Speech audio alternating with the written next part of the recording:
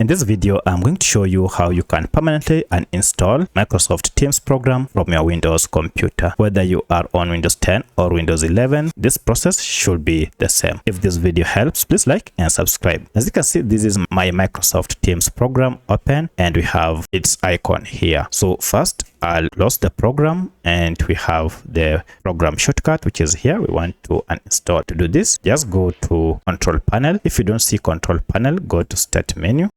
And then search Control, and you can see Control Panel is on top here. Now from here, look for this option, Programs and Features.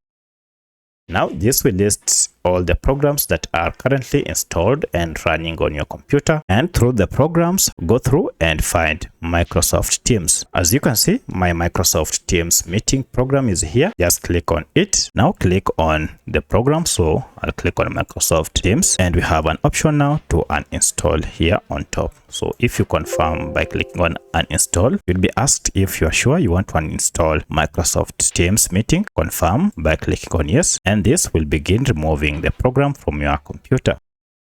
As you can see, the program is being uninstalled, and this has removed the program together with its files from my computer, and now we no longer have Microsoft Teams on this list. So if you had added a shortcut here, you can also just remove it by right clicking on it and unpin from your taskbar. In some cases, you might be asked to restart your computer. If your computer needs to restart, just restart your computer and the files of this program will be removed from your computer permanently. So that's how you can permanently uninstall Microsoft Teams program from your Windows computer. If you have any other question, kindly let me know in the comment section. Otherwise, thanks for watching and let's meet in the next video.